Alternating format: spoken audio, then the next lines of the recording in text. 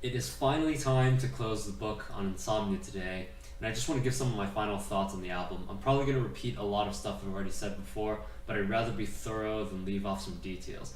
Really, a lot of this is meant to be a sort of a journal for myself so I don't forget these things 10 years from now. Since I've done the individual track breakdowns already, I'm mostly going to stick with the songwriting and production side of things, which I may have briefly done in the intro video, but not nearly to the level of detail that I want it to be. I would say as far as the music I've written, this album is the most meaningful. It's the first album that I conceptualized in full. It all starts with Drifting, which pretty much at the time blew everything else I had ever written out of the water, and it will forever take the place of the first song I ever wrote. The rest of the story for the album was built off of this song, and I wrote it mainly to deal with my own experiences with insomnia and the effects that it had on my life at the time. I really think the writing of the album captures a lot of the emotions from that period of time, and it's really done well in spite of my amateur songwriting and production abilities when I was working on it. I really do find that the story is surprisingly coherent. Part of that might come from the fact that I did work on the album substantially longer than anything else. I believe I started sometime in early 2012, about a year before the song Apathy, which is the first from the demo period, and obviously Insomnia didn't come out until after the demo. It was released in January 2015 compared to September of 2014. So that makes about 3 years of songwriting, most of which was on and off. I laid out the entire album pretty early. I had the song titles, basic riffs, and some lyrics, but wasn't really able to put it all together. I don't think I understood enough about composition, especially working with drums, and it took writing the demo to really get me in shape to finish Insomnia. I think winter of 2013 is where I made the most progress. I probably had all the music done, but the lyrics were rough, and I know I rewrote most of the lyrics to Immobilized before recording it. There's also the fact that I intentionally waited until I finished all the other songs before writing the last one, Insomnia, to close everything out. So at the very least, that song collects a lot of the information from the previous tracks and really holds everything together. I had written the songs Apathy and Shadow, which are pretty obviously my simplest songs, and Obsidian Heart, as well as part of Starlit Path, which was actually supposed to be the 8th track of the demo, but didn't make it in time. I think Wander and Vision started to materialize at the beginning of 2014, and I became much more interested in those songs, which is why I ultimately dropped Insomnia in favor of the demo, which ended up being a good decision. The demo became a pretty good learning experience for me. The poor production came from the fact that I was recording each song as I finished them, which meant that some were done several months apart. When it came time to mix the album, it was ridiculously inconsistent from track to track. Essentially, it was a demo. It's very rough, and I got to work out a lot of those kinks and better understand techniques like EQ and compression on my second time around.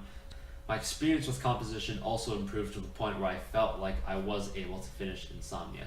However, my favorite behind the scenes fact is after the demo came out in September, my plan was to focus solely on Insomnia.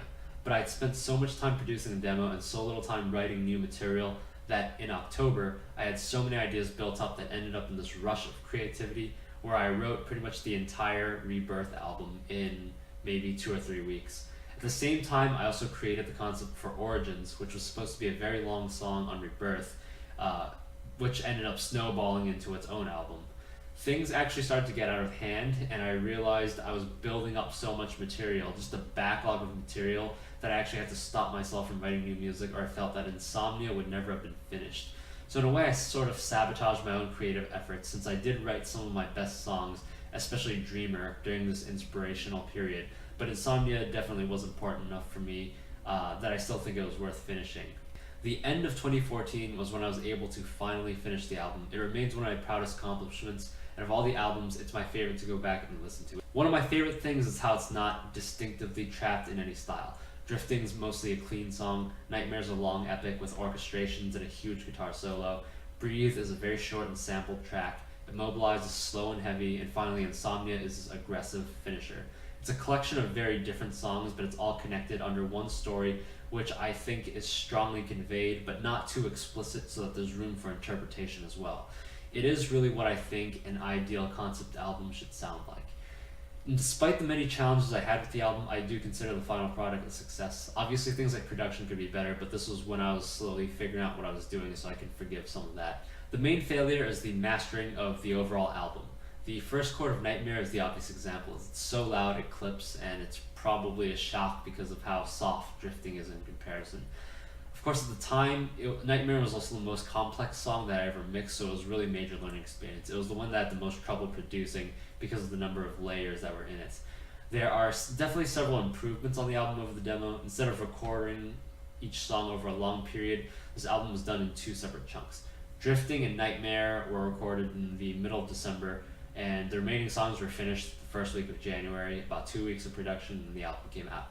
They were still recorded separately, like I did Drifting's guitars and then the vocals, and then Nightmare's guitars and then the vocals. So that created some issues from having setup variations, like mic gain, mic distance, amp volume, and so on. So I did end up facing some of the problems from the demo as well.